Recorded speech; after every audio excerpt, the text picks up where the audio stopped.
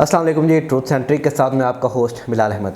सबसे पहले तो तमाम पाकिस्तानियों को ये बात बावर कराना बहुत ज़रूरी है कि पाकिस्तान में जो करंटली पॉलिटिकल क्राइसिस हैं या इकोनॉमिक क्राइसिस हैं, इन सब के पीछे आपको लग रहा है कि इस्टेब्लिशमेंट है, लेकिन मेरे पॉइंट ऑफ व्यू से इन सब का जो रिस्पॉन्सिबल है, और सोल रिस्पॉन्सिबल तो नहीं कह सकते, लेकिन कहीं ना कहीं ज़्यादा रोल जो हमारे पॉलिटिशियंस हैं, जो हमारी जमहूरी जमातें हैं, उन्हीं का है कि हम इस दौराए पे आकर खड़े हुए हैं। और अगर ये मैं बात कर रहा हूँ तो ये मैं किसी के खौफ से नहीं कर रहा, क्योंकि मैं इतना बड़ा यूट्यूबर हूँ नहीं कि मेरी बात किसी को इम्पैक्ट करेगी। लेकिन ये एक फैक्ट है कि जो हमारी जमहूरी पार्टीज़ हैं, इन्हीं की वजह से पाकिस्तान में जो करंटली पॉलिटिकल और इकोनॉमिक क्राइसिस हैं, उसका रिस्पॉन्सिबल ये है। और ये बात मैं आपको विद रीज़न, विद लॉजिक और विद रेफरेंस अगली वीडियो में बताऊँगा कि किस तरह से पाकिस्तान की जमहूरी पार्टीज़ ने पाकिस्तान की जमहूरियत को ख़तरे में डाला है। फ़िलहाल हम बात करते हैं कि जो भी करंट सिचुएशन पाकिस्तान में चल रही है। अगर आप भारतीय मूवीज़ देखने के शौकीन हैं तो आप काफ़ी हद तक उससे रिलेट कर सकते हैं कि किस तरह से उसमें एक हीरो होता है, उसके इर्द गिर्द उसको मारने के लिए, उसको डिग्रेड करने के लिए, डीमीन करने के लिए विलन कोशिश करता रहता है। और एक विलन नहीं होते, हज़ारों विलन होते हैं, उसमें इदारे भी होते हैं जो हीरो के ख़िलाफ़ विलन के साथ मिल के काम करते हैं। अब यहाँ पे मैं इमरान खान को हीरो तो डिक्लेयर नहीं कर सकता, लेकिन सिचुएशन ऐसी है कि एक सर्कस चल रही है, एक बंदे के इशारे पर सारा कुछ हो रहा है, लेकिन किसी को भी इस बात का इल्म नहीं है कि सही क्या है और गलत क्या है। पाकिस्तान में जो भी रिसेंटली जो मूवमेंट हमें देखने को मिल रही है कि जनाब पीटीआई का एक जो कारकुन्स हैं वो बारी बारी उसको अलविदा कह रहे हैं। अब पाकिस्तान के जमहूरी रियासतें, जमहूरी जो यहाँ पे पार्टीज़ हैं, जो जमहूरियत की वाह करते हैं, जमहूरियत की बालादस्ती के लिए काम करते हैं, चाहे वो मीडिया में कुछ एंकर पर्सन हो या फिर हमारी पार्टीज़ हों, अभी इस वक्त उनको इस चीज़ का ख्याल नहीं आ रहा कि ये गैर जमहूरी अमल हो रहा है पाकिस्तान में। अगर आप शरीन ज़ारे की कल प्रेस कॉन्फ्रेंस देखेंगे तो आपको इस बात का अंदाज़ा हो जाएगा कि कितने दुखी दिल के साथ उन्होंने सियासत को अलविदा किया है। 4 बार उनको गिरफ़्तार किया है, 5वीं बार गिरफ़्तारी से बचने के लिए उन्होंने एट द एंड ये कह दिया है, और अपनी जो बेटी उनकी जलील हो रही है उनके साथ, उसको बचाने के लिए उन्होंने कह दिया कि मैं पीटीआई का साथ छोड़ रही हूँ। तो ये जमहूरियत की बालादस्ती कायम करने वालों के मुंह पर तमाचा है कि जनाब एक जो सियासी वर्कर है वो तंग आकर सियासत को खैरबाद कह रहा है।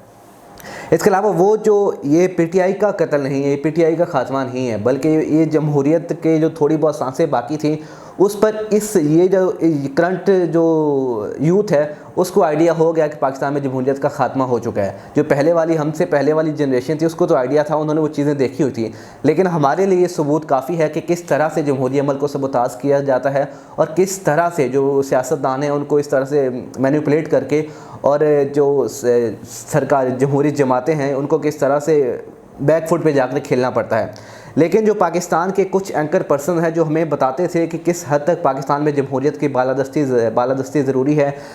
जब नवाज़ शरीफ को निकाला गया था तो नवाज़ शरीफ ने कहा था, नाम ले लेकर कहा था कि मुझे इस जनरल ने निकाला है और वोट को इज़्ज़त दो, ये सारे नारे लगाए थे उन्होंने। तब उनको ख्याल आ रहा था कि पाकिस्तान की जमहूरियत ख़तरे में है, लेकिन उस पार्टी को अभी इस वक्त ख्याल नहीं आया कि पाकिस्तान की जो जमहूरियत है वो ख़तरे में है। उन एंकर पर्सन को भी अब ख्याल नहीं आ रहा कि पाकिस्तान की जो जमहूरियत है वो ख़तरे में है और किस तरह से गैर जमहूरी तरीके से पीटीआई को टारगेट किया जा रहा है।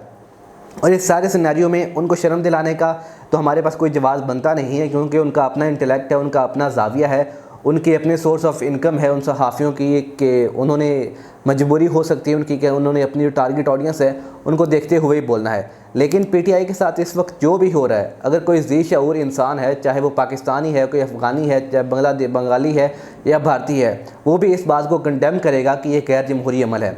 इससे बेहतर था कि पाकिस्तान में जमहूरियत इस तरह की चल रही है, इससे बेहतर माशाल्लाह था एटलीस्ट हमें पता होता कि to whom we need to criticise. यहाँ पर तो हमें पता ही नहीं चल रहा कि जनाब कौन विलन है, कौन हीरो है, किसको क्रिटिसाइज़ करें, किसकी तारीफ़ करें कि वो जमहूरियत की बालादस्ती के लिए काम कर रहा है।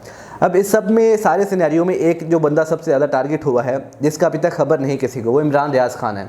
इमरान रियाज़ खान की स्टोरी क्या है कि आईजी पंजाब भी इस बात को मान चुके हैं कि जनाब मेरे इल्म में नहीं है कि इमरान रियाज़ खान किधर है, और ना ही पंजाब पुलिस ने उसको उठाया है।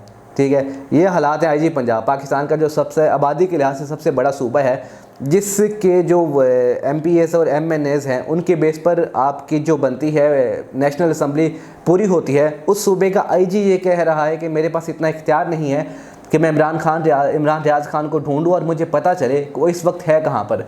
और इस वक्त में भी आप हमारे मीडिया का रोल देखें कि जियो न्यूज़ के कुछ एंकर्स हैं वो इस तरह से कह रहे थे जो कि सहाफ़ी नहीं, यूट्यूबर, और वो भी किसका, पीटीआई का यूट्यूबर इमरान रियाज खान वो गायब है। इन मीडिया के जो इंटेलेक्ट है इनका, जियो वालों का, या जो उस मॉर्निंग शो में बैठे हुए थे अब्दुल्ला सुल्तान और उसके साथ एक और एंकर बैठी होती हैं, उनको शायद इस बात का अंदाज़ा नहीं है कि जनाब आप पर भी ये वक्त आ सकता है। पहले भी आया था 2014 में, जिस तरह से जियो को टारगेट किया गया था, आप शायद वो वक्त भूल चुके हैं, लेकिन दोबारा आप पर ये वक्त आ सकता है। और पाकिस्तान की जो जमहूरियत है इसमें ये कोई नई चीज़ नहीं हो रही कि इस तरह से टारगेट किया जा रहा है किसी एंकर पर्सनस को या जमहूरी पार्टी को। इससे पहले PMLN, पाकिस्तान पीपल्स पार्टी, ये सब इस दौर से गुजर चुके हैं कि किस तरह से उनको बैकफुट पे ले जाकर खेलना पड़ा था। इस वक्त ज़रूरत क्या थी कि जब उनको इस चीज़ का अंदाज़ा था कि दोबारा ये चीज़ रिपीट हो सकती है इन फ्यूचर। अगर आप ट्रैक रिकॉर्ड देखें पाकिस्तान की जमहूरी पार्टीज़ का, तो इन फ्यूचर ये भी हो सकता है कि दोबारा PTI पावर में आ जाए और PTI दोबारा से इनके साथ यही कुछ करे जो ये लोग कर रहे हैं। तो यहाँ पर जो सियासी पार्टीज़ हैं इनको इस बात का तो अंदाज़ा है कि ना किस तरह से जो सियासत है वो सबताज हो रही है, तो ये सारे मिलकर पाकिस्तान की सियासत को, पाकिस्तान की जमहूरियत को बचाने का काम क्यों नहीं कर रहे? क्योंकि इनके अपने इंटरेस्ट पाकिस्तान की जमहूरियत को बचाना, पाकिस्तान की आवाम को बचाना नहीं, बल्कि इनका इंटरेस्ट है कि अपने जो केसेस इन पर थे वो आहिस्ता आहिस्ता ख़त्म करना। जिस हद तक मुमकिन है, जो एक साल थोड़े से महीने बाकी हैं इलेक्शन में, उस में जितनी करप्शन की जा सके, कितना पॉलिटिकली टारगेट किया जा सके अपने ऑपोजिट्स को, वो किया जा सके, और वही इस वक्त हुआ जा रहा है। लेकिन इस सब में जो मीडिया का रोल है वो बहुत हद तक जो है वो काबिले सवाल है कि किस तरह से पाकिस्तान का मीडिया इस सब सिचुएशन को पोर्ट्रे कर रहा है। इसी सिचुएशन में एक और जो एडिशन होती है वो है 9 मई का वाक़या। 9 मई के वाक़े पे कसम है, ऐसा प्रोपेगेंडा मैंने ज़िंदगी में नहीं देखा। जो मेरे 24-25 साल की ज़िंदगी है, मैंने नहीं देखा इस तरह से प्रोपेगेंडा किया जाए जिस तरह के 9 मई के वाक़या पे किया जा रहा है। आप जाके टीवी न्यूज़ चैनल्स देखें और वहाँ पे इश्तिहार चल रहे हैं बाकायदा। उनको पेड एडवर्टीज़मेंट है या अनपेड है वो अलग बात है, लेकिन वहाँ पे एक लड़की को इतना मजलूम दिखाया गया है कि, और वो आगे कन्विंस कर सकती है किसी को भी। अगर किसी ने मीडिया स्टडीज़ नहीं पढ़ी, किसी को पॉलिटिकल लिटरेट नहीं है बंदा, वो इस बात से कन्विंस होगा कि 9 मई का वाक़या, जैसे वो 16 दिसंबर 1971 का वाक़या हुआ था, बांग्लादेश पाकिस्तान से अलहदा हुआ था, उससे भी ज़्यादा संगीन ये वाक़या है। ऐसा कुछ पाकिस्तान में 9 मई को हुआ है कि जो कि नाकाबिले फरामोश है, जिसको भूला ही नहीं जा सकता। लेकिन मीडिया वालों को इस बात का मेरे ख्याल से पता नहीं क्यों वो अपना माजी भूल जाते हैं कि माजी में 9 मई से भी ज़्यादा ख़तरनाक वाक़यात हो चुके हैं। बसें जलती रही हैं या सरकारी इमलाक को जलाया गया है। इस दफ़ा मेरे ख्याल में से एक और एडिशन जो हुई है वो ये है कि फ़ौजी इमलाक को नुकसान पहुँचा है, और इसी वजह से इस हद तक जो हमें रिएक्शन देखने को मिल रहा है। लेकिन ये रिएक्शन जस्टिफाइड है या नहीं है वो एक अलहदा बात है। लेकिन इस तरह से इसको प्रोपेगेंडा जो किया जा रहा है कि PTI को बैन करने के लिए, इस हद तक आप जा रहे हैं कि एक लड़की को मजलूम बन के दिखा रहे हैं। आप बार बार ये इश्तिहार चला रहे हैं कि जो पाकिस्तान के अवाम हैं वो शायद हैं ही इंतशार पसंद हैं। वो जैसे आप 2 लाख का इनाम रख दिया आपने उन पर, ये किसी भी तरह से जमहूरी रिवायत नहीं है। आपने अगर उन पर केसेस करने हैं तो आपको एटलीस्ट उनको चांस देना चाहिए। उन्होंने पहली दफ़ा अगर कोई इस तरह जो उनके साथ ज़्यादतियाँ हो रही है, एक्सप्लॉयटेशन हो रही है, जो लोग इस हद तक सफ़र कर रहे हैं, उनके पास खाने को पैसे नहीं है, पेट्रोल आप देखें किस हद तक महंगा है, डॉलर 300 क्रॉस कर चुका है। तो ऐसे में कोई भी है आम जो पाकिस्तानी है वो मेरे ख्याल में उसके जो इमोशंस थे वही बाहर निकले थे। और अगर उन्होंने गलती की है, गलत किया है, तो आप उनको चांस देकर छोड़ दें। उनको पकड़ कर सज़ाएं देने का कोई मकसद बनता नहीं है यहाँ पर। चाहे वो वाक़या गलत था या सही था, वो एक अलग डिबेट है, लेकिन उसको जवाज़ बनाकर आप एक आम सिविल पाकिस्तानी को इस तरह से टॉर्चर नहीं कर सकते। ये बिल्कुल भी गैर जमहूरी अमल है। उसके बाद ये सब अगर सिचुएशन को हम एनालाइज़ करें तो PTI को छोड़ने वाले भी हैं, और जो PTI के साथ अभी फैज़ुल हसन चौहान जैसे लोग हैं, ये PTI को मज़ीद नुकसान पहुंचा सकते थे। तो ये बेहतर है कि अभी इस सिचुएशन पे आकर उन्होंने छोड़ दिया है।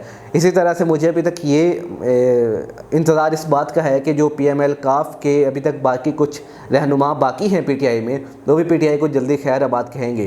क्योंकि पाकिस्तान तहरीक इंसाफ की जो सियासत का एक सबसे बड़ा जो बैक ड्रॉ था वो यही था कि उन्होंने ऐसे बंदों को अपनी पार्टी में रखा था जो सारे लोटे थे। अब वही लोटे वापस अपनी अपनी जगह पे जा रहे हैं जहाँ से वो आए थे, और ये जिस तरह बाकायदा पहले इनको यहाँ पे PTI में लाया गया था उसी तरह से इनको वापस लेके जाया जा रहा है। तो मेरे ख्याल में इसमें PTI के लिए सबक है कि उन लोगों को पार्टी का हिस्सा होना चाहिए जो वाकई ही स्ट्रगल पर यकीन रखते हैं, जो वाकई इमरान खान का जो बयानिया है उसको सपोर्ट करते हैं, ताकि आइंदा फ्यूचर में इमरान खान को जब ऐसी सिचुएशन आती है तो इस तरह अकेले जो तन्हाई है वो बर्दाश्त नहीं करनी पड़ेगी। इसलिए ज़रूरी है कि तमाम पाकिस्तानी भी इस चीज़ को समझें।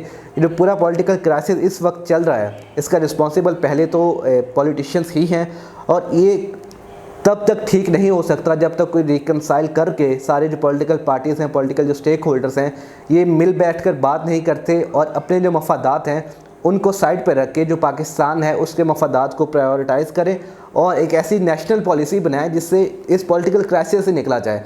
क्योंकि जब तक पॉलिटिकल क्राइसिस ख़त्म नहीं होगा आपके यहाँ पर अमन तो खैर पहले से ही उस पर काफ़ी हद तक हमें देखने को मिल रहा है कि मशकूक हालात चल रहे हैं, लेकिन पाकिस्तान की इकॉनमी ग्रो नहीं कर सकती। इसलिए सब मिल बैठकर आपस में काम करें।